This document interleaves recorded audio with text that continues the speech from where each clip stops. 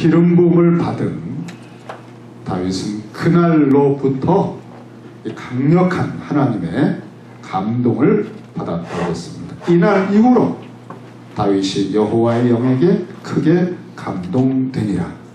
우리가 성령의 기름 부음을 받는 것은 결정적인 것 같아요.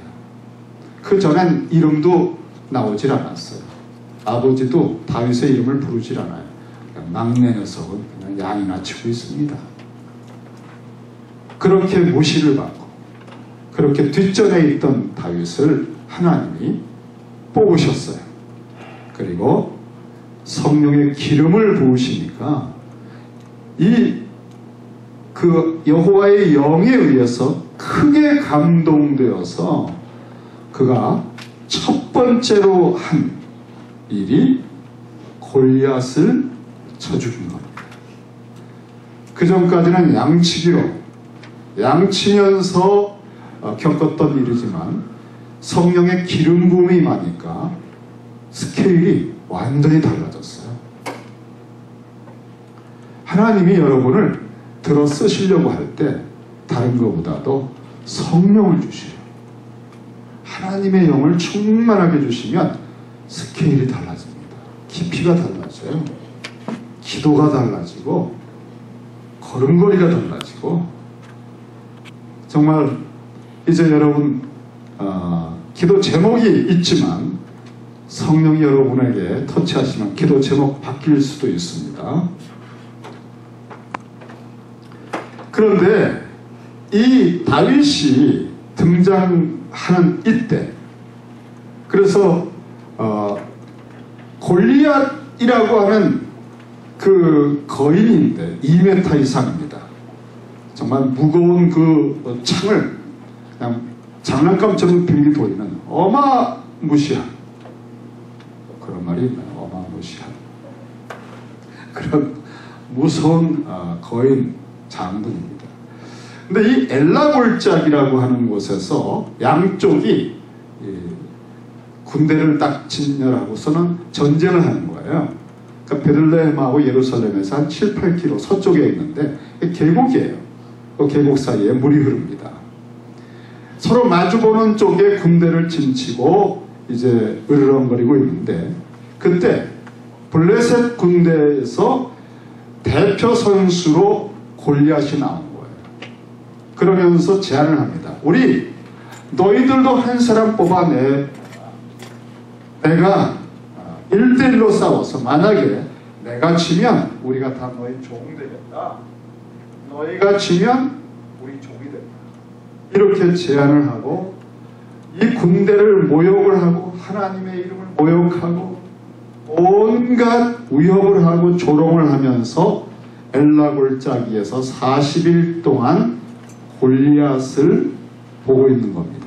이 골리앗을 보고 다 두려움에 떨고 눌리고 침체되고 이때 사울도 떨고 있고 그러니까 이 이스라엘 군대에는 아무도 골리앗을 상대할 사람이 없는 거예요. 그때 이제 다윗의 아버지 이새가 이 형들 3명이 군대에 지금 동참하고 전쟁에 나갔어요. 그래서 야, 너 형들 안부 좀 알아봐라 해서 이제 음식물을 좀 싸가지고 전쟁터에 온 겁니다.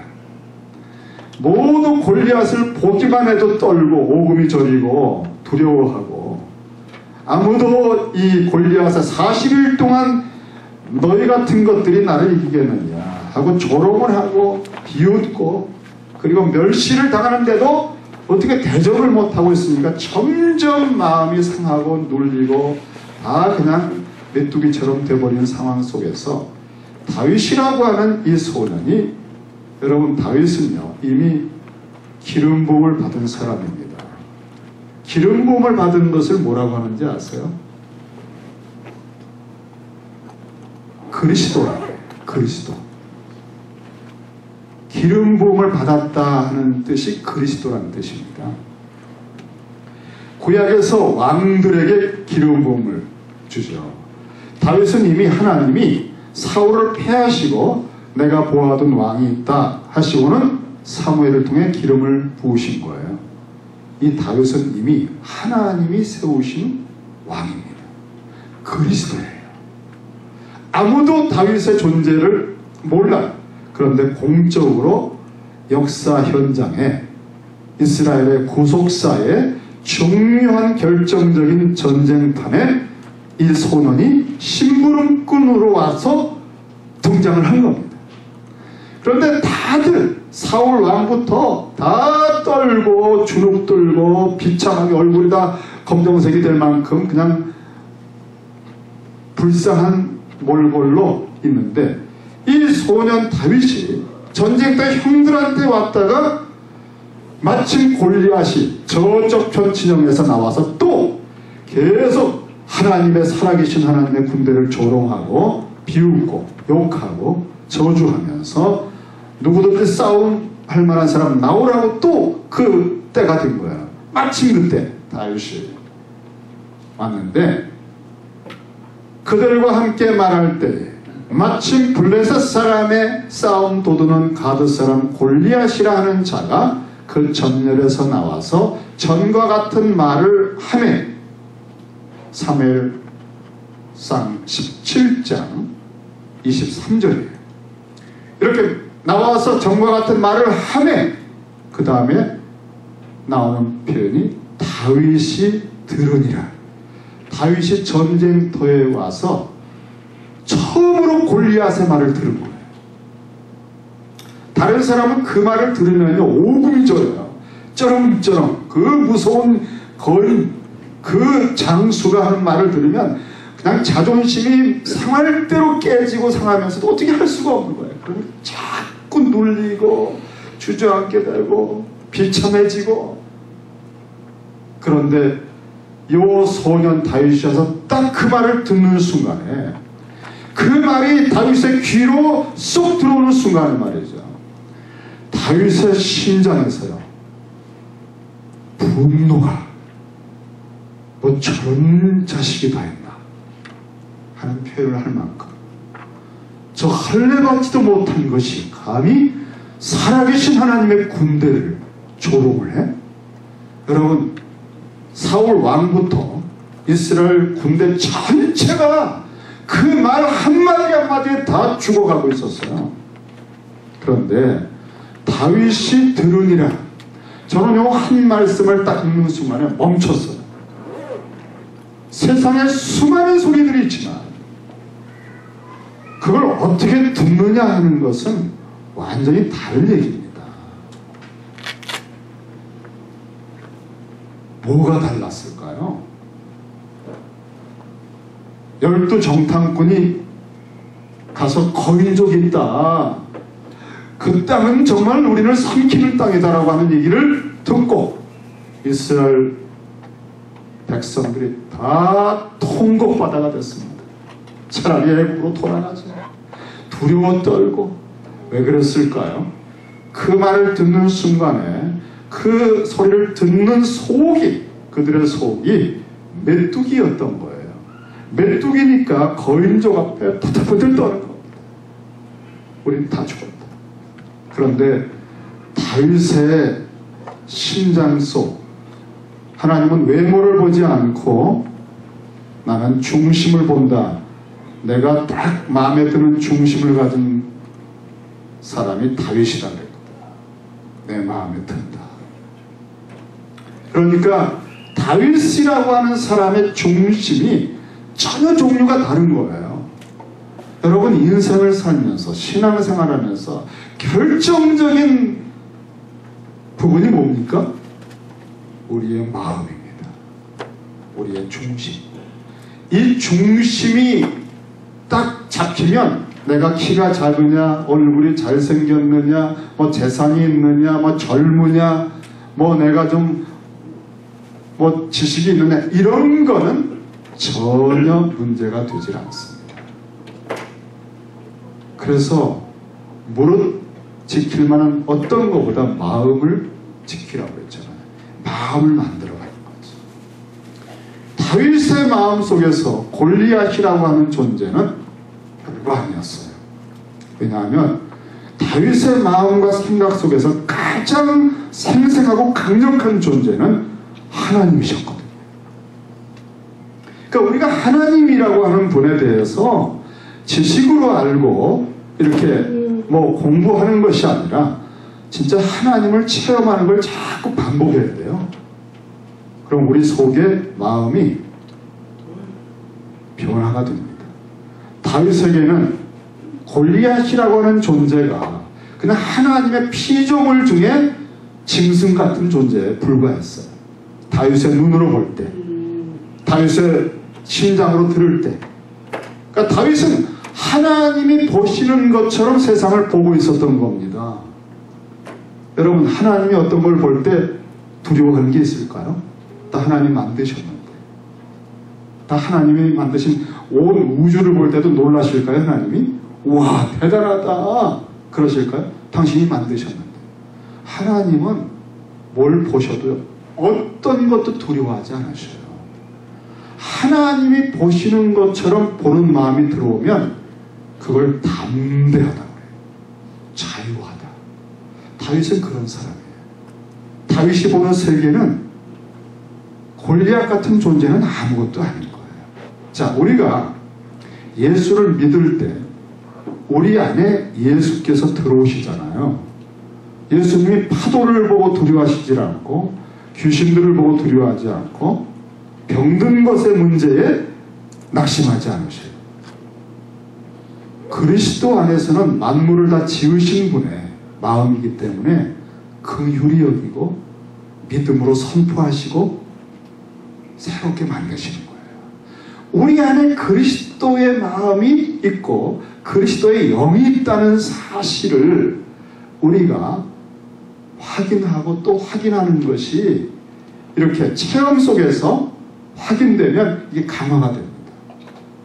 다윗이라고 하는 사람은 어떤 사람인가? 그 유진 피러슨이라고 하는 분이 그를 이렇게 묘사를 했는데, 다윗이 왜 그렇게 종류가 다른 어떤 관점을 가지고 골리앗에 대해서 분노했을까 할 때, 다윗은 그가 이제 유진 피러슨이 아니에요. 베들레헴 언덕과 풀밭에서 아버지의 양을 돌보면서 하나님이 얼마나 위대하시고 또 가까이 계신 분인지를 깊이 체험할 수 있었다는 거예요. 그는 양을 지키며 사자와 곰과 싸우는 과정에서 하나님의 능력을 경험했다는 겁니다. 또 하나님의 임재를 철저하게 연습을 해온 거예요.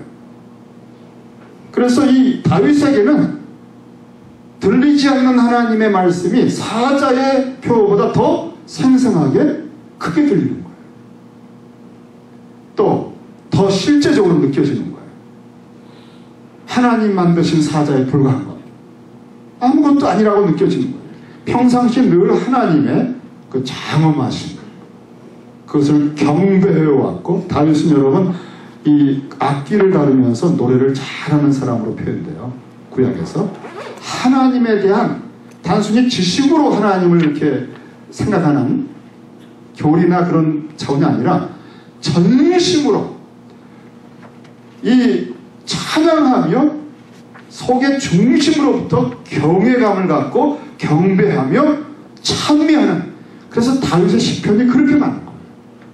그러니까 하나님을 체험할 때 전인격적으로 하나님과 교감을 하는 그런 마음을 만들고 있었던 거예요. 교회 생활하면서 우리가 공부만 하면 안 됩니다, 여러분. 찬양할 때 제가 보면요, 입을 딱 다물고 다 계셔요. 특별히 새벽 기도 때 저 혼자 독창합니다. 그 이상한 현상이에요. 하나님의 임재를 느끼면 찬양이 터져나오게 되는 거 아시죠? 그러니까 하나님을 이렇게 전인격적으로 자꾸 반복 체험하면서 속이 만들어진 사람이었다는 거죠. 그래서 그 다윗은 기도하고 노래하며 묵상하며 찬미하는 가운데 만들어진 그 관점이기 때문에 그 눈으로 볼 때 하나님이 보시는 것처럼 세상이 보이니까 양이나 곰이나 사자가 그렇게 크게 보이지 않는 거예요. 근데 골리앗이 딱 내가 쳐서 죽인 짐승같이 보인 거예요. 저놈의 자식, 감히 하나님의 살아계신 군대를 모욕을 해? 너는 오늘 내 손에 죽었다. 하나님이 너 오늘 내 손에 붙였다. 그러니까 요만큼도 주눅들거나 두려워하거나 이런 게 아니라 그냥 보는 순간, 그 귀에 딱 듣는 순간 너 오늘 나한테 죽었다 라고 느낀 거예요. 여러분, 이게 믿음대로 되는 겁니다. 그러니까 우리가 세상을 보는데 믿음으로 볼 때, 믿음으로 들을 때 우리에게 염려하지 말아라. 아무것도 두려워하지 말아라. 믿음의 눈으로 본다는 거예요. 믿음이 그걸 듣는다는 거예요. 그러니까 이렇게 우리가 신앙생활 하면서 한번 몇 단계로 확 도약을, 정말 우리 중심에 새 일이 생겨야 돼요. 새로운 일이.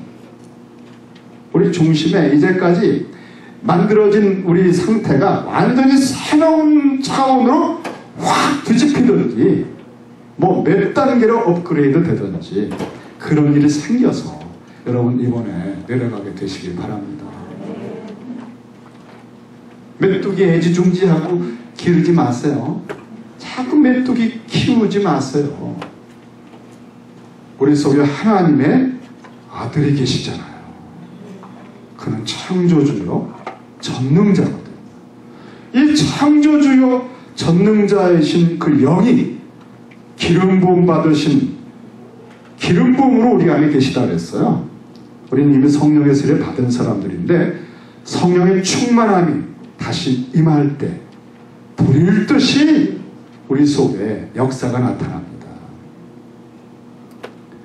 이런 상황에서 다윗이 골리앗의 말을 들었던 겁니다.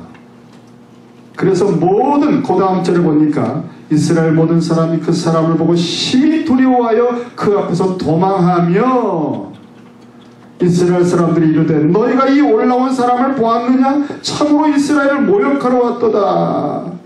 그를 죽이는 사람은 왕이 많은 재물로 부하게 하고 그의 딸을 주고 그 아버지 집에 세금을 면제해 준다고 하더라. 그러니까 이 이스라엘 군대들은요, 이 골리앗이 등장해서 40일 동안 쩌렁쩌렁 그 엘라골짜기를 점령하고 있는데 다 그 초점이 어디 있는지 아세요? 골리앗이에요. 너 봤어? 우와, 키가 어마어마하더라. 야, 키만 크냐? 그 창틀 봤냐? 창틀? 우리는 들지도 못하겠더라. 이들이 묵상하고 있는 게 뭔지 아세요? 골리앗에 대한 것밖에 없어요. 엘라골짜기에서 하나님을 바라보고 묵상하고 하나님께 기도하고 그게 없어요. 다 기도도 죽어버리고 묵상도 주제가 골리앗이에요. 아, 이번에 그 비즈니스 어떡하지? 아, 그 사람이 나를 왜 이렇게 무시해? 모든 묵상과 생각의 주제가 세상, 그리고 세상에 분노하는 거, 세상에 눌리는 거, 세상에 마음 상하는 거. 여러분, 진짜 살아계시고 만물을 통치하는 분을 묵상하고 있어야 되죠.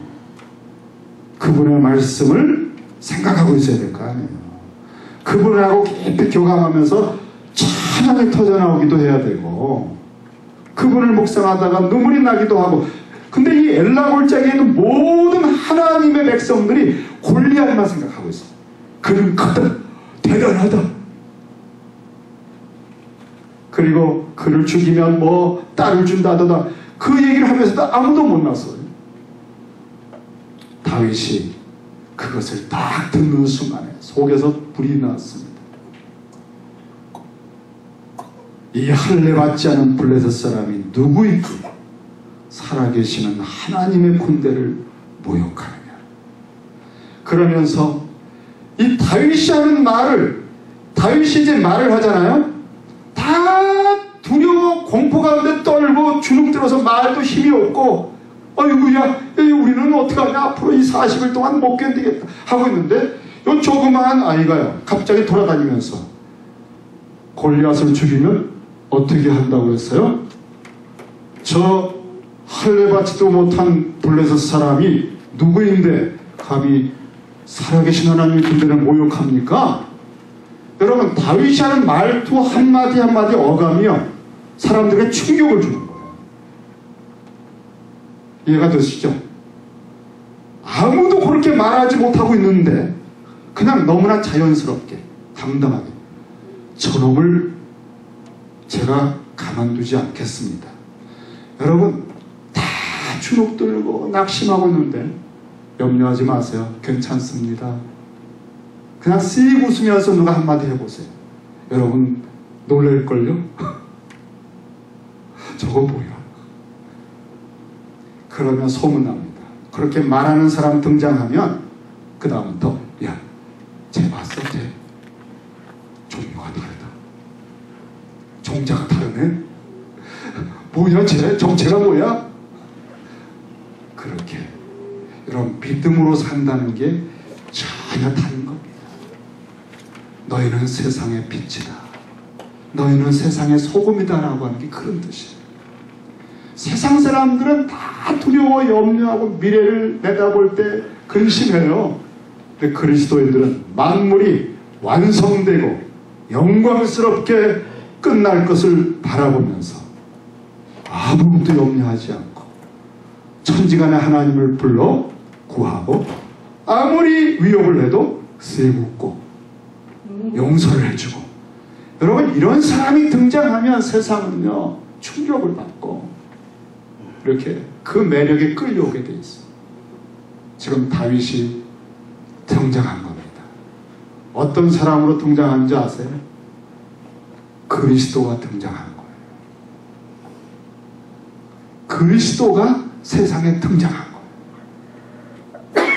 왕이 없이 다 제 소견에 오른 대로 제 소견만큼 자기 보는 만큼 수준으로 말하고 생각하고 살아가는 사울, 그 사사시대 최고봉에 다다른 사울 왕조차도 떨고 어찌할 바 모르는 그 시대, 그 시대를 탁 깨고 그냥 이 한 사람이 밟고 올라선 거예요. 그리고 그냥 너무나 자연스럽게 말하는 거예요. 저놈을 오늘 제 손에 죽었습니다. 그리스도가 등장한 거예요. 우리가 예수께서 등장했을 때 사람들이 느꼈던 게 이런 걸 느낀 거예요. 그리스도가 등장할 때, 그리고 기름 부음 받은 왕이 등장할 때 모든 것이 변화되기 시작합니다.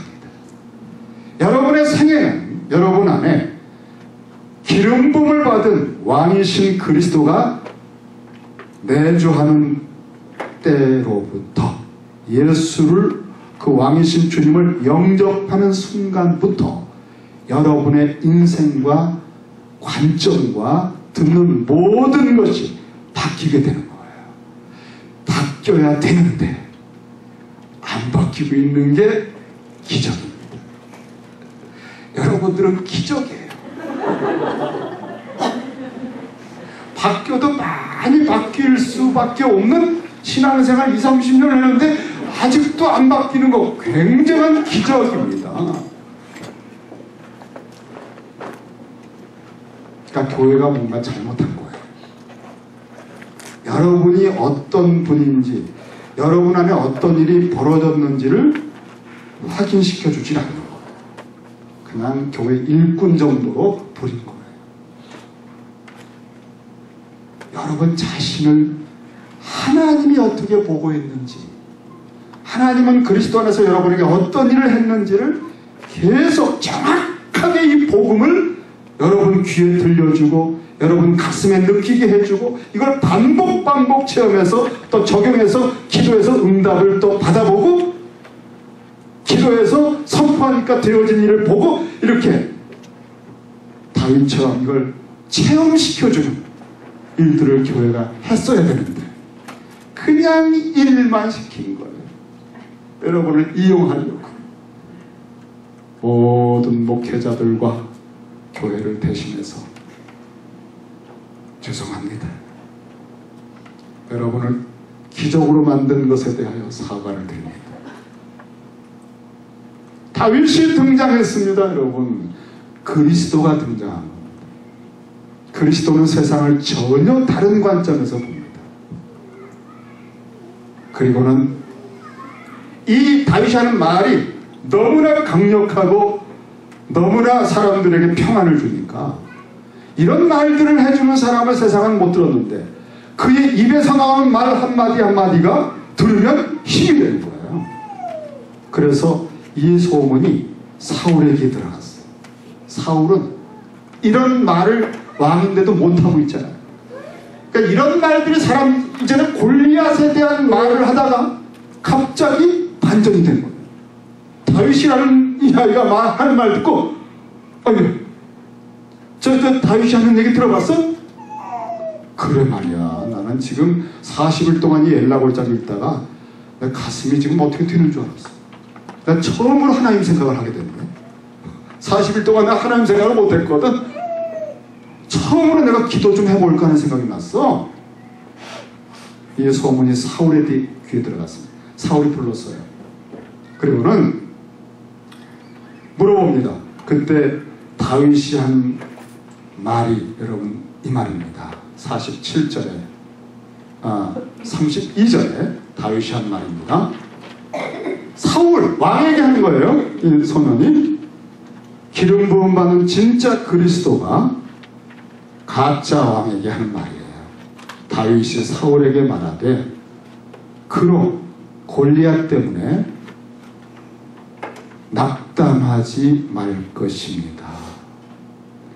주의 종이 가서 저 블레셋 사람과 싸우겠습니다. 자, 이거는 소년이 왕에 대한 예우에서 한 말이죠. 제가 그리스도로 왕으로 임한 이분의 말씀을 조금 더 좀 실감나게 표현해 드릴게요. 사울을 앞에 놓고 이 그리스도가 이렇게 말한 겁니다. 저 골리앗 때문에 그 누구도 낙담할 필요 없습니다. 내가 싸우겠습니다. 조금 더 다르게 표현합니다. 저 골리앗이라고 하는 할례받지도 못한 사람 때문에 누구도 낙담해서는 안 됩니다. 내가 싸우리이다. 내가 싸울 것이다. 내가 오늘 처단할 것이다. 아무도 두려워하지 마라. 염려하지 말라. 내가 오늘 처단할 것이다. 그리고 내가 어떻게 처단하는지 주목해보라. 그렇게 말합니다. 우리는요, 골리앗을 보고 세상의 염려를 보고 내 자신이 왜소하구나, 내가 뭐가 없구나, 나는 이게 안 되나 보다, 이거 너무나 벽이 높아, 이런 것들을 40일 동안 봐주고 생각해주고 들어주고 낙심해주고 묵상해주고 또 다른 사람에게도 그거 얼마나 힘든지 모르지, 그거 굉장한 거야, 안 돼 안 돼, 이렇게 또 그 얘기를 전파하는 그런 삶이 아니라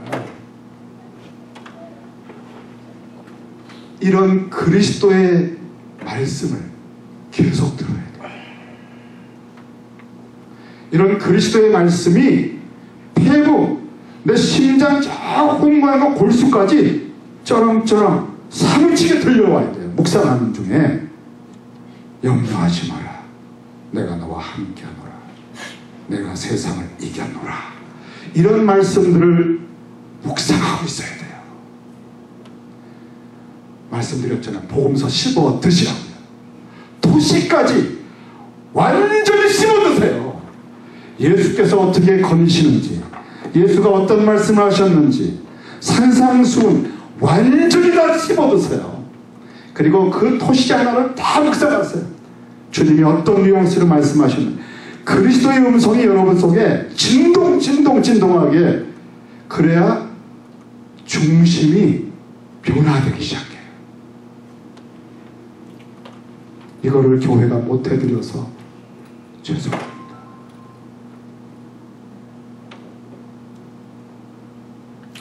쓰잘데없는 예화 들려드리고 그래서 죄송합니다. 진짜 들어야 할 메시지와 들어야 할 사건, 보아야 할 사건들을 보게 해드리지 못한 거 용서해 주시기 바랍니다. 우리는 골리앗이나 그런 세상에 돌아가는 말들이나 시세, 정세, 그런 어떤 어렵다, 역사가 이렇게 말했다, 이건 난관이야, 이런 것들을 묵상하고 있는 인간 사사시대 제소견의 수준만큼의 모든 이야기들을 한 번에 내려 누르시고 염려하지 마라. 내가 싸워주리라. 내게 맡겨라. 내가 이겼노라. 이 주님의 이 한마디만 들어도 여러분이 진짜로 듣는다면 모든 게 새로워지는 거예요. 그런데 이 사울은 그 말을 들으면서도 야, 너는 소년이고 저는 평생 장수야. 너 뭐 어떻게 안 된다. 그랬더니 양떼를 지키면서 사자나 곰을 어떻게 쳤는지, 그때 하나님이 여호와께서 어떻게 도우셨는지를 간증했어요. 체험이 가득 찬 거예요.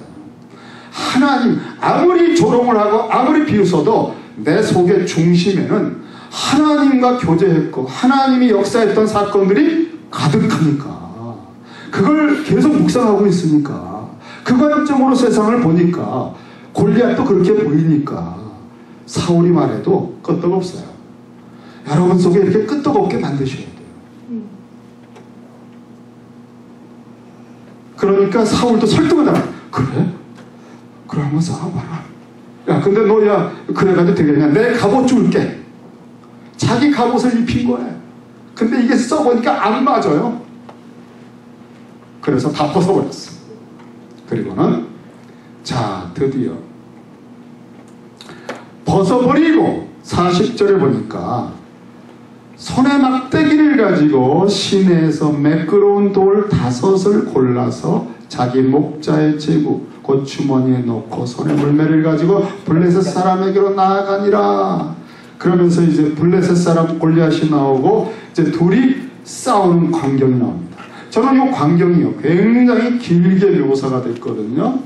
그러니까 오늘 본문에서 보면은 정말 우리가 주목해 봐야 할 게 뭔지를 강조하고 있는 거예요.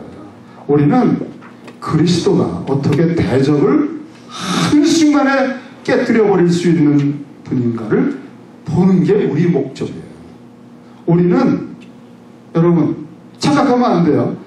내가 골리앗을 쳐는 전쟁을 하는 게 아닙니다. 여러분이 그리스도가 아니거든요. 굉장히 중요한 얘기를 하고 있습니다. 이 본문에서 여러분의 역할은 다윗이 되는 게 아니에요. 첫 번째는 여러분이 다윗처럼 나가 싸우려고 하지 마세요. 여기서는요, 이 사건은 사사시대라고 하는 인간들의 최고봉에 올라도 제 속에는 오른 대로 세상이 그렇게밖에 안 보이는 인생들의 한계를 처절하게 경험한 후에 그 다음에 왕이 그리스도가 등장한 겁니다. 그리고 그리스도의 눈에는 세상이 어떻게 보이는지 그의 입을 통해서 처음으로 알게 된 거예요. 우리가 이렇게 세상을 보는 분이 있구나. 아, 세상이 이렇게 보이는 것도 있구나. 우리는 주님이 우리 안에 오셔서 주님이 당신이 보고 계신 세상을 보여주려고 우리 눈을 뜨게 해주려고 얼마나 애를 뜨셨는지 몰라요. 근데도 계속 안 떠요.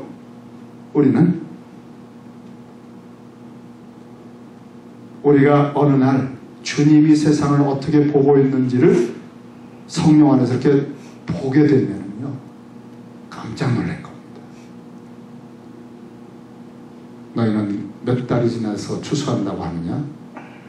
보아라, 휘어져 추수하게 되었다. 주님이 보고 계신 세계는 다른 세계예요.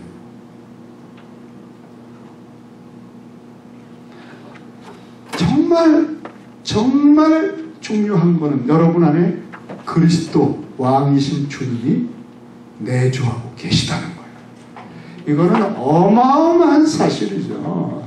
성경이 말하고 있는 이 모든 스토리와 사건들이 여러분 안에서, 여러분 생애에서 재현될 수 있다고 하는 엄청난 가능성이 있다는 거예요.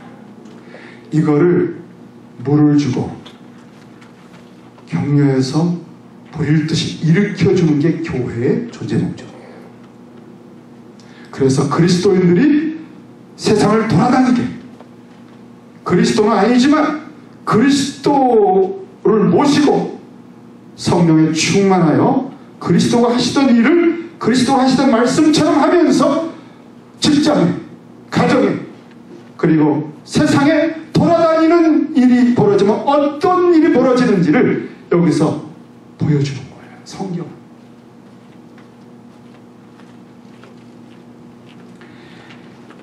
골리앗하고 싸우는 장면을 이제 갑옷 다 벗어버렸어요. 이제 사울하고 말하는 거 끝나고, 아유 왕이요, 제가 현장에 나가야 되겠습니다. 저 인간을 제가 더 눈 뜨고 못 보거든요. 제가 싸우러 나갈 테니까 그냥 걱정하지 마세요. 자, 아무도 걱정하지 마세요. 제가 그냥 잠깐 후에 처리하고 오겠습니다. 그러고서는 이제 나왔는데, 목동이니까 이 소년 다윗이 어디로 갔는가 하면 냇가로 갔어요. 냇가. 손에 막대기를 가지고, 막대기는 또 왜 가지고 나왔을까? 시내에서 매끄러운 돌 5개를, 그 골리앗이 저기서 버티고 있는데 가서 돌 5개를 딱 이렇게 만져보고 딱 주머니에 딱 넣어요. 그러면서 이제 골리앗을 향해서 달려가고 던지고 하는데, 저는 이 장면이 그리스도가 가장 강력하고 두려움에 떨게 했던 이 대적을 한순간에 어떻게 거꾸로 들이는지, 십자가에서 어떻게 주님이 사단의 정수리를 완전히 으깨버리시고 사망과 죄의 노예살이하는 모든 사실들을 다 풀어버리셨는지, 그리스도가 왕으로 오셔서 어떻게 승리하셨는지를 아주 기가 막힌 장면으로 보여주는데, 그냥 잠깐이 아니라 자세하게 돌 고르는 거에서부터 달려가는 거, 던지는 거, 다음에 목을 자르는 거, 요거를 아주 자세하게 묘사합니다. 여러분, 왜 그럴까요? 우리가 보고 또 보고 마음판에 새기고 또 이 다윗이 골리앗을 향해서 하는 말들, 전쟁은 여호와께 속한 것이다, 너는 죽었다, 이런 말들을 듣고 하면서 이미 이겼구나, 주님이 이겼구나. 그 다음에 이기신 주님의 백성으로서 완전히 태도가 바뀌게 된다는 것을, 어떤 현상이 우리에게 영적으로 일어나는지를 보여주기 위한 거예요. 여러분, 다른 거 드라마 보고 이렇게 넋 빠지고 있지 마세요. 그 아무리 봐줘야 이런 현상들이 안 생깁니다. 그리스도가 나를 위해 어떤 일을 하셨는지, 어떻게 십자가에서 죽으셨는데 그 결과가 무엇인지, 어떻게 그가 손을 뻗어서 풍랑을 잠잠케 하고 병든 자를 고치면서 행하셨는지, 그가 입을 열어 어떤 말씀들을 하셨는지를 듣고 보고 체험하고 묵상하고, 그것이 여러분의 생각을 만들고 감정을 다시 재조정하고 여러분 속에 있는 메뚜기들 다 끄집어내서 당장도 치고 그리스도의 마음이 형성되게 하고, 기도가 바뀌고, 기도할 때 하늘의 하나님 아버지가 들으시고 또 체험을 하게 되고, 와 진짜네, 이건 무슨 교리 배우는 거 아니에요 여러분. 성경 공부하는 거 아니에요. 세상이 실제 어떤 건지를 그때부터 배우는 거예요. 그래서 저는 이 장면을 보니까 이 소년과 골리앗의 장면을 아주 길게 장면들을 보여주는데, 여러분 영화 기법에 그런 게 있어요. 롱테이크라고 하는 게 있어요. 대개 요즘은 사람들이요, 그냥 이 영화 장면 보면은 한 3분도 안 돼, 몇십 초 딱 보이다가 탁 바뀌어. 그 다음에 요 장면에 탁 바뀌어. 왜? 길게 롱테이크로 그냥 여기서 가가지고 또 마저 이렇게 또 때려가지고 또 막 웃으면, 이게 그거 찍기도 어려워요 여러분. 왜냐하면 그 모든 장면을 다 익혀야 돼요. 그러니까 그렇게 못하니까 배우들도 못해요. 왜? 잊어버리거든. 그 다음에 어떻게 했더라? 그러니까 탁탁 끊어. 이렇게 딱 한 명 찍고, 저쪽에서 때리는 거 주먹 찍고, 그 다음에 여기서 맞는 거를 딱 피해서 그냥 쓰러지는, 튕 튀어나가는 장면 찍고, 이래가지고 연결시키는 거예요.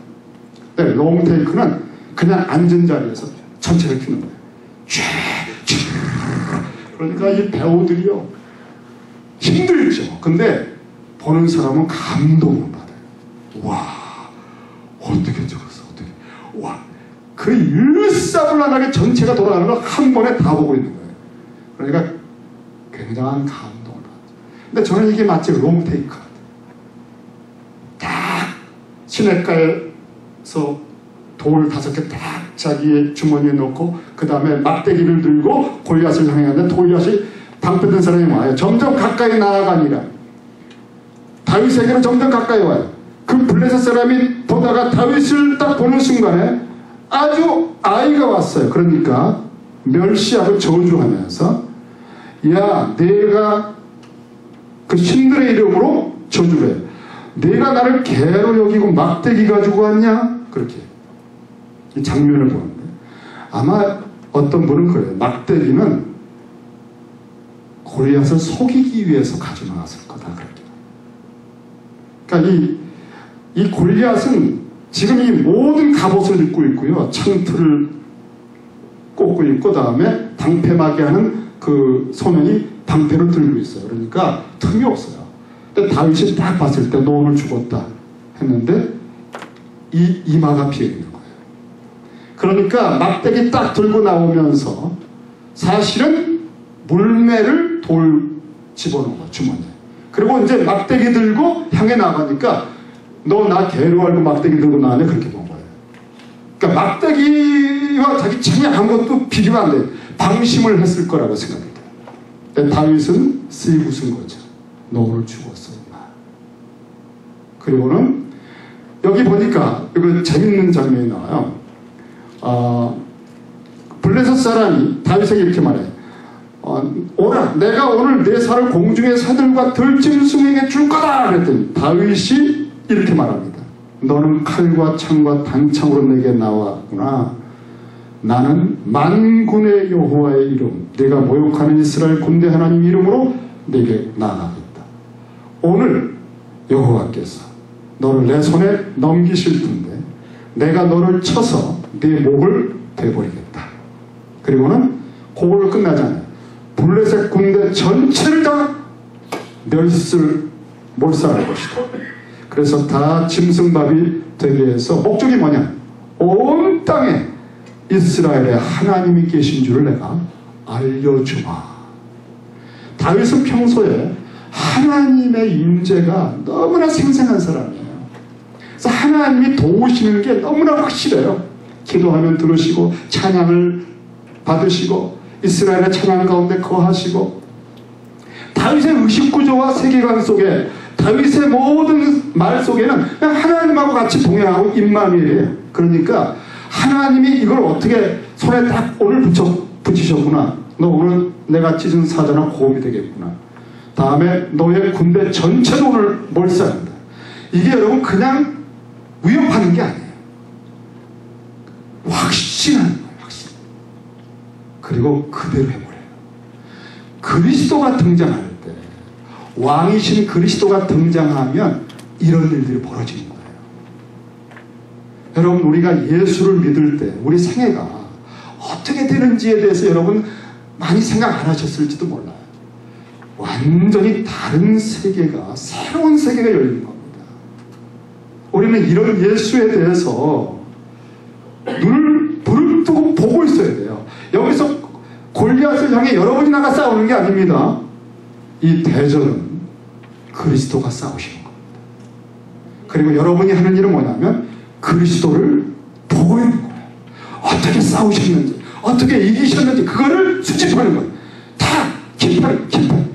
그리고는 그 그리스도의 군사로서 나머지 이겨버린 싸움에 동참하는 거예요. 두려워 떠는 게 아니에요. 전혀 다른 방식의 삶이 이제 열리는 게 사사시대가 끝나는 겁니다.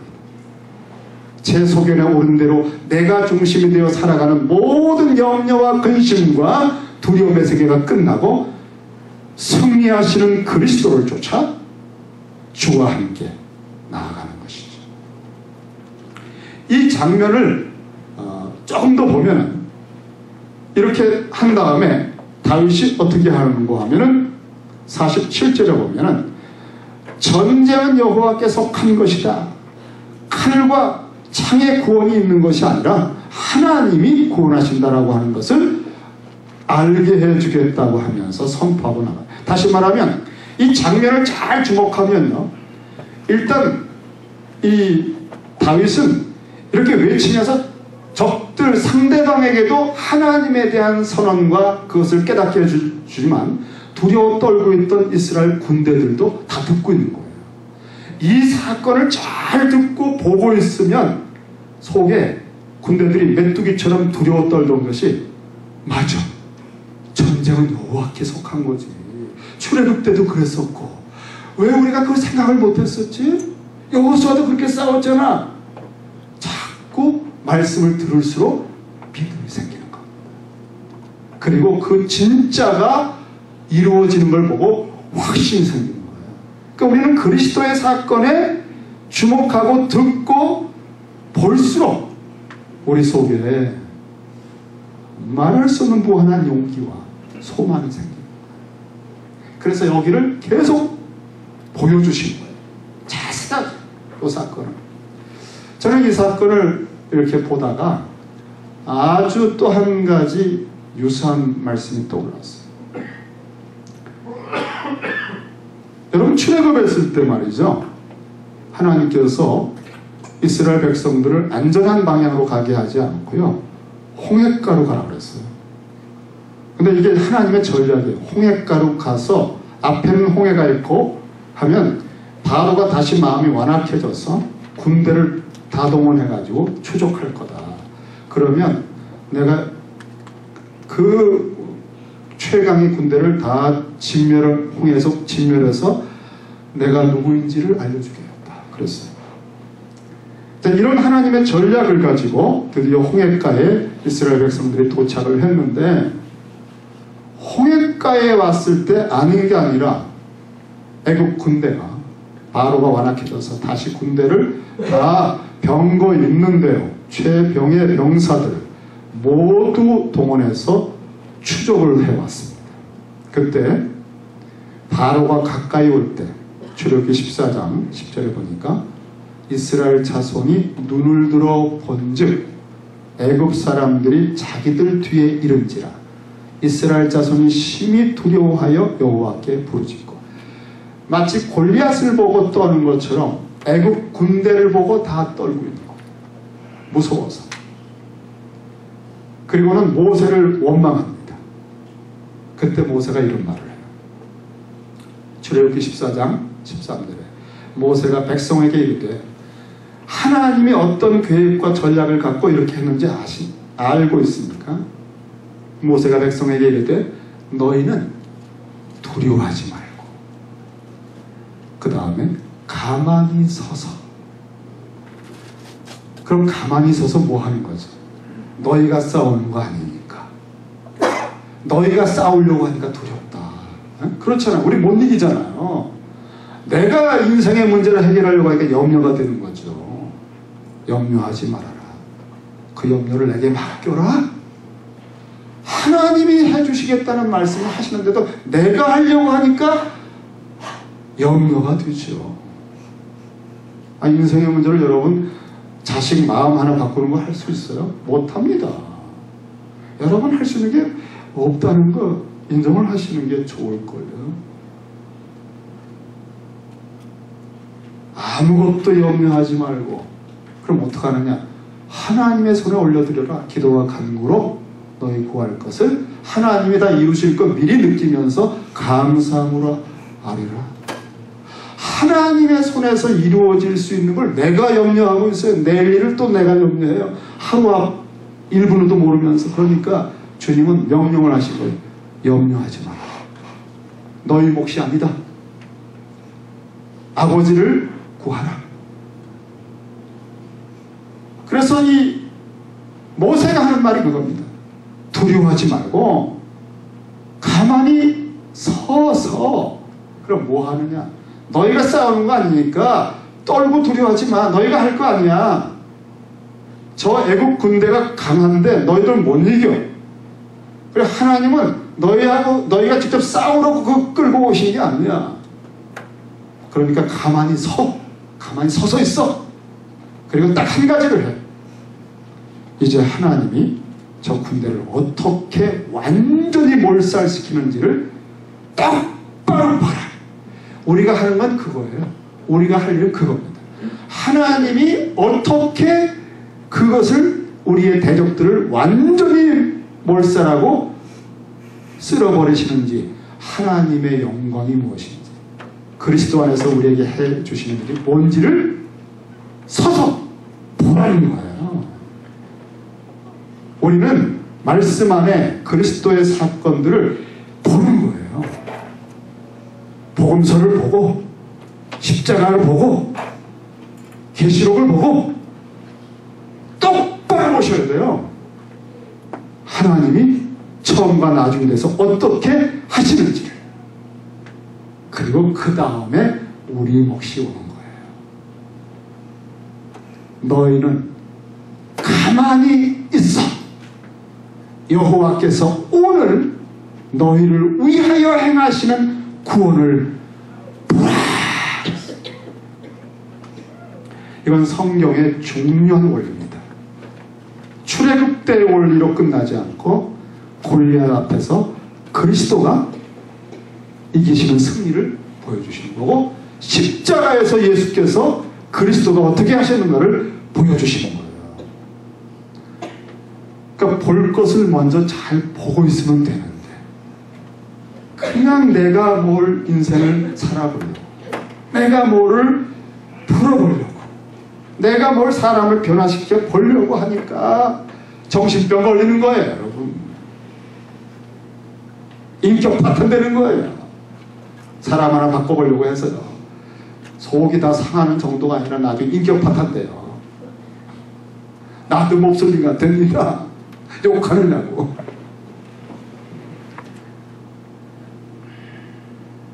너희는 가만히 있어. 그 찬양이 여기서 나옵니다. 두려워하지 말고 가만히 서서. 여기 서서라고 하는 게 언제 또 나오는가 하면, 모세를 다 남자애 다 죽이거든요. 그래서 할 수 없어서 모세가 이제 울음소리가 너무 커가지고 숨길 수가 없어요. 그래서 방주를 만들어서 그 안에 아기를 놓고 나일강물에 띄우는 겁니다. 이젠 뭐 죽고 살지 어떻게 될지 몰라. 하나님의 손에 던지는 거예요. 그럴 때 그 누이 미리암이 그 갈대 상자를 놓고 둥둥 떠가는 걸 보고 서서 보고 있어요. 왜? 어떻게 되는가? 그때 애굽의 공주가 와서 건져갑니다. 이게 하나님이 하시는 일이에요. 그러니까 우리는 서서 하나님이 하시는 일을 보는 게 우리 양식입니다.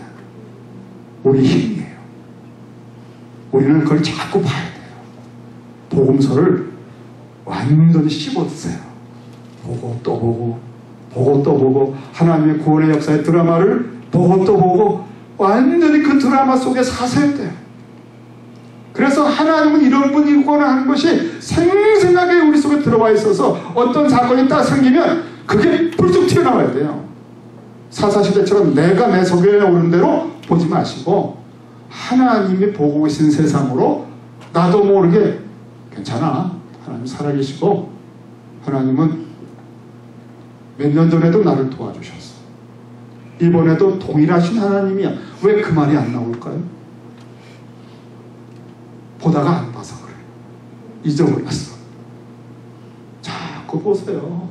말씀을 자꾸 보시고, 그리스도 안에서 하나님이 어느 정도로 나를 돌보셨는지, 독생자도 아끼지 않고 십자가에서 전생애를 헌신하며 주님이 행하신 그 일보다 볼만한 게 어딨어요. 그 양식을 먹고 또 마시고 하면서 우리는 자라가는 것입니다. 중심이 자라가고 눈이 뜨이고 귀가 열리는 거예요. 너희가 오늘 본 애굽 사람을 영원히 다시 보지 아니하리라. 우리가 두려워했던 그 존재들이 아무것도 아니라는 것을 하나님이 보여주실 거예요. 그걸 그렇게 두려워서 떨고 있었던 거예요. 그리고 그 다음 절까지만 제가 읽어드릴게요. 여호와께서 모세가 하는 말입니다. 너희를 위하여 싸우시니. 하나님이 우리를 위해 싸우시는 걸 봐야 돼요. 그래야 우리를 얼마나 사랑하시고 언약 가운데 신실하시고 능력이 있으시고 우리를 책임있게 돌보시는 분인가를 여러분 똑바로 보고 있어야 세상에 어떤 일을 만나도 합력하여 선이 되리라. 내 머리카락 하나도 상하지 못하게 할 것이야. 이게 저절로 나와야 돼. 왜? 그게 진리거든요. 거짓말 하지 마세요, 여러분. 이거 큰일 나네. 거짓말 하지 마세요, 여러분. 큰일 나지 않았습니다. 거짓말이 어디서부터 나오는지 아세요? 거짓의 아비로부터 온 거예요. 여러분이 약간 두려워할 때 쓱 다가와요. 큰일 난 거야. 그래서 자꾸 그 생각, 골리앗 생각하는 거예요. 안 된다, 큰일 났다. 그때부터 쓰러지는 거예요. 진리를 알지니 진리가 너희를 자유케 하리라.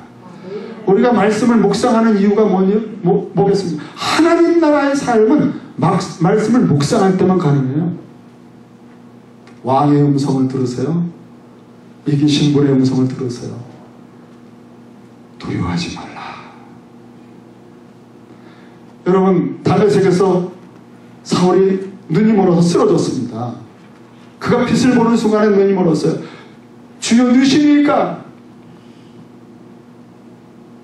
나는 내가 핍박하는 예수라.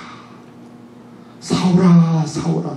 저는 예전에는요, 그 말씀이 이 핍박자 사울에 대해서 아주 진노하셔가지고 사울아, 사울아, 너 왜 그런 짓을 하냐, 그렇게 하시는 줄 알았어요. 그런데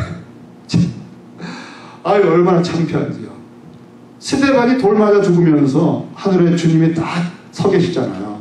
그때 저들을 용서해달라고 할 때 그걸 다 받으셔요. 근데 그게 돌로 치는 게 사울이거든요. 그때 주님이 십자가에서 똑같이 기도하는 이 스데반을 통해 당신의 기도를 들려주신 거예요. 사울에게. 그리고는 용서를 이미 하셨습니다. 그리고 자기 종으로 부르시는 거예요. 사울아, 사울아, 너희 왜 이렇게 고생하니? 그 음성은 이미 용서한 분의 부드러운 음성이었다는 걸 알았어요. 사울이 눈이 멀고 사흘 동안 그 음성이 계속 메아리치죠.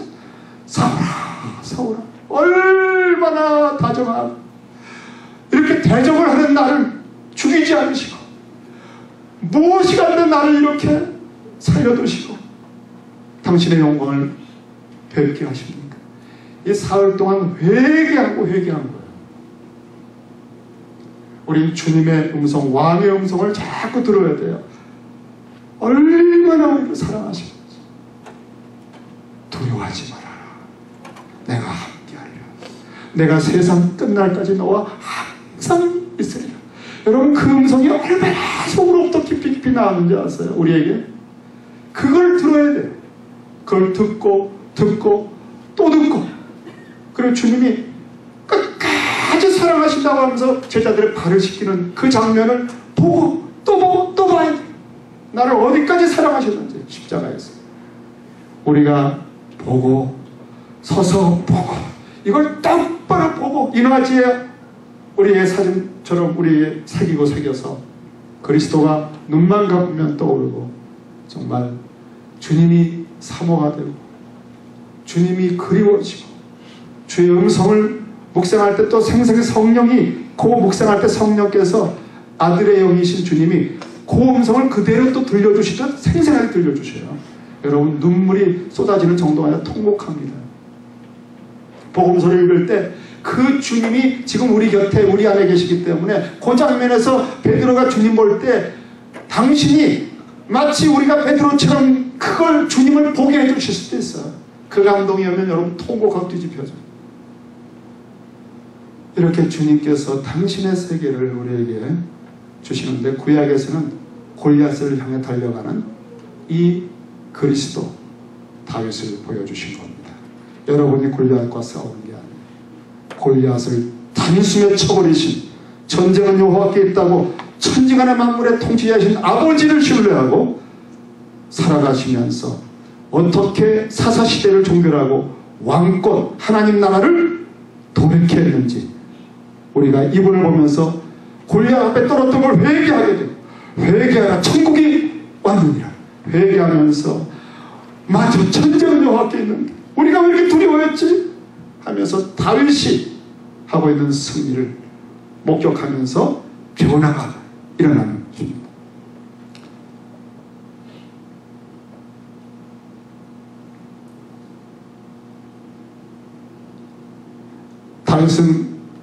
다윗은 블레셋 사람을 향해서 빨리 달려갔어요.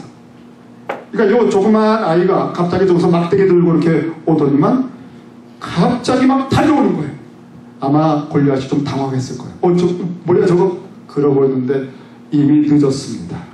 다윗이 달리고 있을 때는요, 달리면서 손을 주머니에 넣으면서 돌을 하나 꺼내면서 물매에 딱 챙기면서 핑핑 돌리면서, 그러니까 달리고 있기 때문에 창을 어떻게 뭐야 이러고 있는데 핑 날아왔어요. 여러분, 끝난 겁니다. 아우, 그 우연히 잘 맞았네. 그런 얘기 하지 마세요. 제발 그런 얘기 하지 마세요. 그 하나가 안 맞았으면 두 번째 돌 던지면 돼. 그렇게도 말하지 마세요. 그냥 한 번으로 끝나는 거예요. 시편에 보니까 제가 시편 찾아보다가 재미있게 느꼈어요.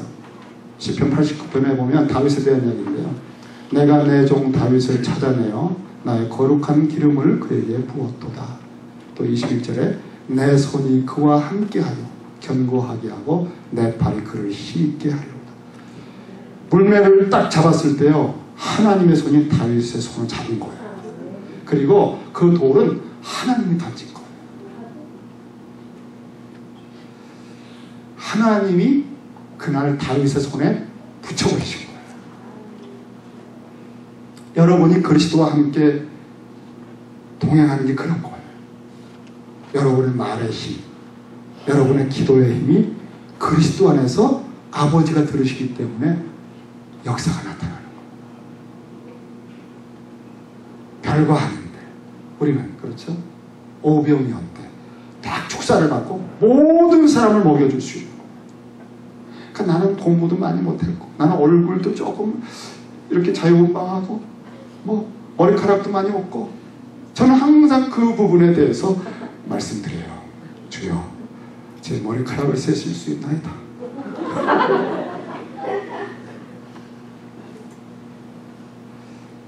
나이에 대해서도 전 제 나이를 의식할 때마다 항상 혼자 제 나이를 의식하는 어리석음을 벗어납니다. 그리고 제가 제 사무실 그 벽에 하나 붙여놓은 거였어요. 신문을 보다가 그 신문 기사에 딱 멈췄어요. 거기에 이런 게 있어요. 설문조사를 쫙 한 다음에 우리 시대에는 60세는 청년이다. 그걸 오려가지고 벽에 붙여놨어요. 참 별짓 다 했어요. 왜냐하면 60이라고 하는 게 저도 실감이 안 나는, 그게 싹 넘어가면 사람이요 한동안 우울해졌어요. 저도.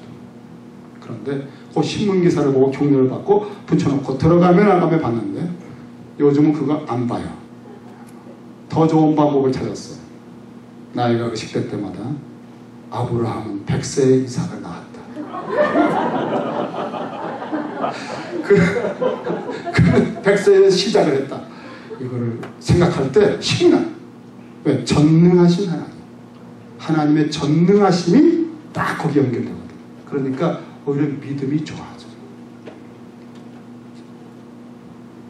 그리고 드디어 블레셋 사람을 죽이고 칼이 없기 때문에 가서 블레셋 사람을 밟았습니다, 여러분.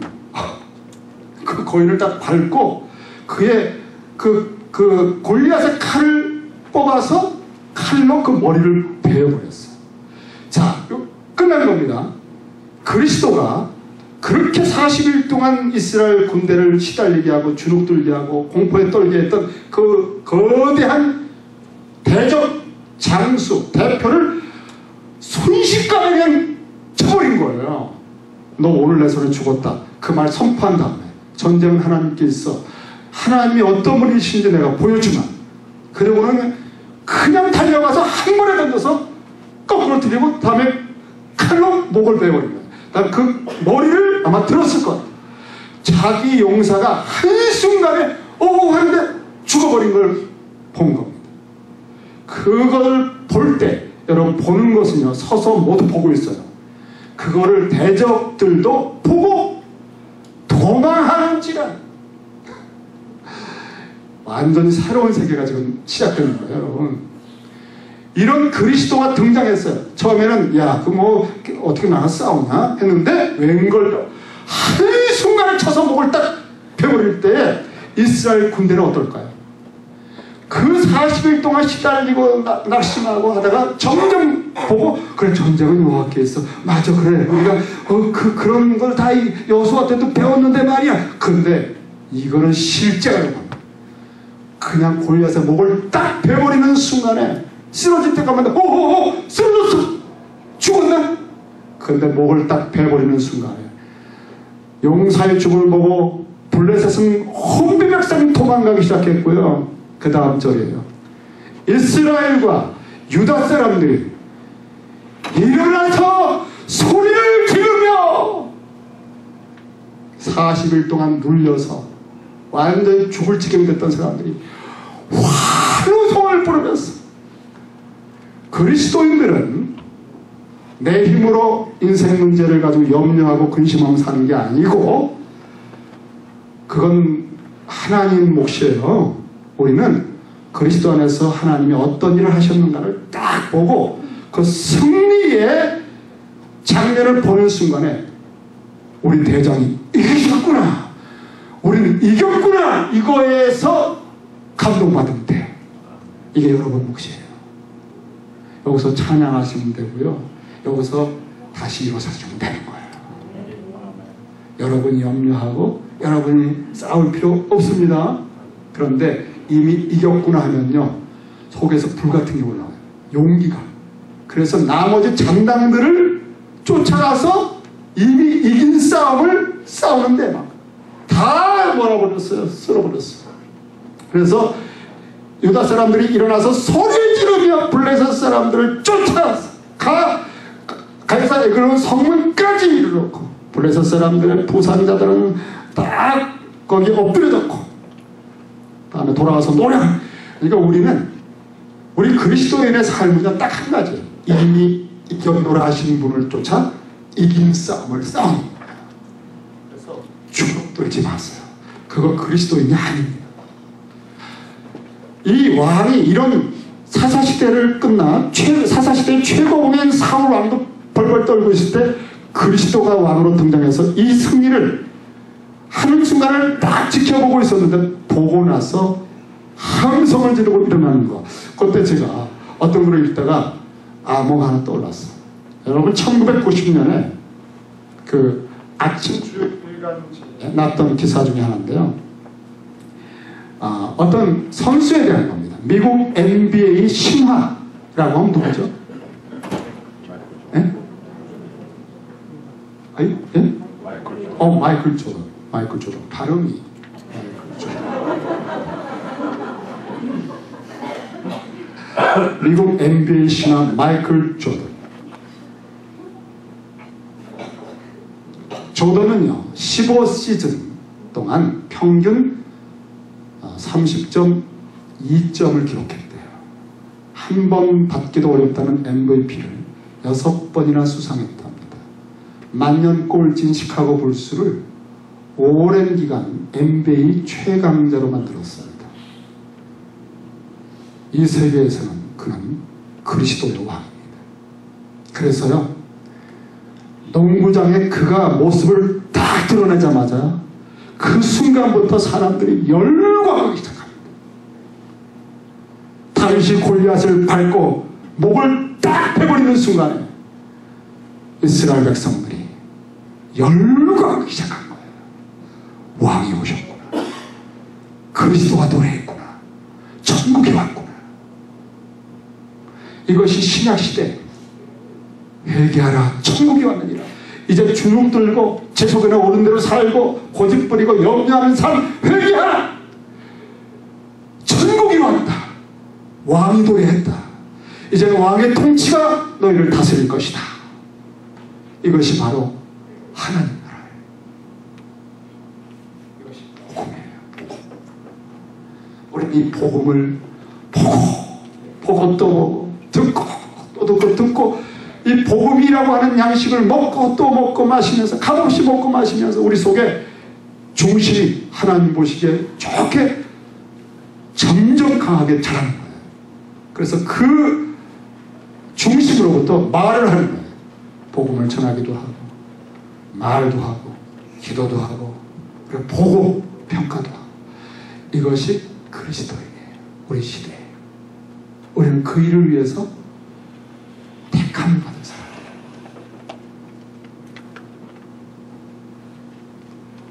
이제 몇 가지 적용하고 마치겠습니다. 오늘 제가 1시간 내로 마치겠다고 했는데 어떻게 된 겁니까? 어떻게 된 거예요? 시간이 지났죠? 9시까지요. 9시까지예요? 저는 몰라요, 시간을. 십자가에서 이미 승리를 하셨어요. 자, 그 승리한 사건을 똑바로 보고 그대로 받으시고 듣고 아멘 아멘 하고 수용을 하면 어떤 일이 벌어지는가? 일단 요한복음 16장 33절에 이 말씀을 듣고 떠들으세요. 세상에서 너희가 환난을 당하나 담대하라 내가 세상을 이겼노라. 이 말을 하는 이유는 너희로 내 안에서 평안을 누리게 하려 합니다. 다시 말하면 아무것도 두려워할 필요 없다는 사실을 알게 해주려는 거예요. 내가 이겼노라. 너희가 하는 모든 것은 이미 이긴 싸움 하는 것이고 너희 머리카락 하나도 상하지 못하게 할 것이다. 걱정하지 마라. 그리고 내가 끝날까지 함께 해줄 것이다. 우리는 이 사건을 이 말씀을 듣고 또 듣고 이 보고 또 보는 이것이 우리 몫입니다. 또 시브리서 12장에는 믿음의 주요 또 온전하게 하시는 이 예수를 바라보자. 이것은 11장에 믿음으로 아브라함은 믿음으로 헤녹은 믿음으로 노아는 그 수많은 믿음으로 살아갔던 사람들의 모든 총화의 결론 절정이 예수님이라는 거예요. 예수를 보라는 거예요. 예수를 쳐다보고 예수를 듣고 믿음의 주요 또 온전하게 하시는 이 예수를 바라보자. 마태복음 8장에는요 이미 주님이 십자가에서 다 치르신 걸 미리 보여주셨는데 병든 자들을 다 고치시니 이는 선지자 이사야를 통하여 하신 말씀에 우리 연약한 것을 친히 담당하시고 병을 짊어지셨도다 함을 이루려 하십니다. 그러니까 또 베드로전서 2장 24절 유명한 말씀이죠. 친히 나무에 달려 그 몸으로 우리 죄를 담당하셨으니 이는 우리로 죄에 대하여 죽고 의에 대하여 살게 하려 하시니라. 이미 다 승리하신 거예요. 그리고 그가 채찍에 맞음으로 너희는 나음을 얻었나. 이미 얻은 겁니다. 그래서 이 예수님의 승리를 눈을 똑바로 뜨고 바라보고 이 말씀을 듣고 묵상하는 중에 성령께서 이게 현재 시제로 아멘 되면 병이 나는 거예요. 그 승리가 일어나는 거예요. 뉴욕에 한 어떤 성도가요, 여자 성도가 폐병이 걸렸어요. 서삼정 목사님이라고 하는 분이 쓴 책에 있는 내용인데 병원에서 회복될 가망이 없다고 선고를 받았습니다. 집에 와서 누워있어요. 그런데 성경을 읽다가 그리스도가 어떤 일을 했는지를 보게 된 거예요. 그가 채찍에 맞음으로 너희는 나음을 얻었나니 그 괴는 시대가 이미 나았다 이런 뜻이거든요. 병원도 포기했어요. 이제 죽을 날만 기다리는데 근데 성경 읽다가 하나님이 그리스도 안에서 어떤 승리를 하셨는지를 다윗이 골리앗의 목을 자른 것처럼 똑바로 보게 된 거예요. 그가 채찍에 맞으심으로 너희는 이미 나음을 얻었다. 이 구절을 읽는데 말이죠. 마음이 뜨거워지는 거예요. 그리고 믿어지는 거예요. 그래서 너무나 감동이 와서 옆방의 어머니를 불렀어요. 어머니, 엄마, 하나님께서 제 병 다 낫게 했다고 말씀하시네요. 그래서 얘야, 너 왜 그러니? 응? 그게 무슨 소리? 그 엄마가 걱정이 되는 거예요. 얘가 헛소리 할까봐. 이것 좀 보세요. 이 성경 말씀을 읽어보세요. 막 벌써 눈물을 흘리면서 얘기하는 거예요. 예수님이 친히 나무에 달려 죽으셨고 채찍에 맞으심으로 우리가 나음을 얻었다고 말씀하고 있잖아요. 이거 저에 대한 말씀이잖아요. 이미 다 이기셨다고, 다 가져가셨다고 했잖아요. 이거 벌써 이루어진 일이라고 지금 표현하고 있잖아요. 어머니 이제 좀 나왔어요. 옷 주세요. 그리고 옷 입고 나갔어요. 어머니가 얼마나 말렸는지 몰라요. 너 왜 그러나? 그런데 소용없어요. 이미 믿음이 온 거예요. 그걸 본 거예요. 그리스도가 어떤 일을 했는지를 확인한 거예요. 골리앗의 목을 자른 걸 본 거예요. 속에서 환호성이 일어나는 거예요. 이겼구나. 병원에 가서 진단해봤는데 완전히 깨끗하게 났습니다. 여러분, 제가 좀 떠드는 거 지겹죠? 몸살 지끈지끈하다가 채찍에 맞음으로 이미 나음을 입었다고 주님 하셨죠. 그리고 특별히 두 성구가 생각났거든요. 베드로의 장모 댁에 가서 있다가 그 장모님이 아주 중한 열병에 걸렸다고 그랬어요. 그때 부탁을 해서 손 딱 안수하시고 곧 일어나서 봉사했다고. 그 두 장면이 딱 생각났어요. 주님, 저 몸살로 너무 힘들어요. 너무 끙끙 그 말씀 그대로 제게 해주세요. 그 순간 그 열병이요 떠나버렸어요. 지금까지 안 아파요. 그 지난 겨울 깨끗하게 지났어요. 약 안 먹어요. 약이 그렇게 저는 약 달고 살았던 사람, 거의 감기약 중독자예요. 왜냐하면 여러분 때문에 몸을 빨리 회복해서 여러분을 섬겨드려야지, 그런 기쁜 마음을 가지고 저는 감기약을 얼마나 많이 먹었는지 이틀 내로 끝내리라. 근데 이제 안 먹어도 돼요. 우리가 죄의 문제에 대해서 유혹을 받을 때마다 시달립니다. 이거 못 끊어, 중독이야. 어떻게? 여러분, 주님이 하신 일을 잘 보셔야 돼요. 그가 죽으심은 죄에 대하여 단번에 죽으심. 골리앗을 쳐서 쓰러뜨린 다음에 칼로 목을 딱 빼버렸어요. 단번에 죽으심이요. 골리앗을, 죄를, 사망을 끌어가 죽으신 거예요. 그가 살아계심은 하나님께 대하여 살아계심. 그리스도가 우리를 위해서 행하신 일을 딱 보신 다음에 이와 같이 너희도 너희 자신을 죄에 대하여 죽은 자요 그리스도 예수 안에서 하나님께 대하여 살아있는 자로 여길지어다. 다시 말하면 이미 이겼구나.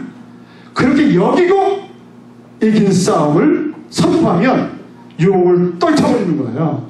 전 같으면 끌려갑니다. 그런데 No! 나는 죄에 대하여 죽었어. 십자가에서 주님이 그 권세를 끊어버리셨어 하고 선포하고 이 말씀을 묵상하면서 자기 스스로를 그렇게 여기는 일을 계속하면요, 그게 떠나가요. 그리고 이제는 그리스도 안에서 하나님을 향하여 사는 자다. 그리스도의 만큼 살아가는 표대가 생겨요. 새 생명의 역사니까. 우리가 그리스도가 이미 승리하신 사건을 서서 보라. 너희를 위해서 어떤 일을 하시는지 이걸 보고 계속 또 보고 묵상하고 그대로 적용해 보세요. 여러분, 적용하고 체험하잖아요. 다음에 더 강한 확신이 와요. 이것이 그리스도인의 삶입니다.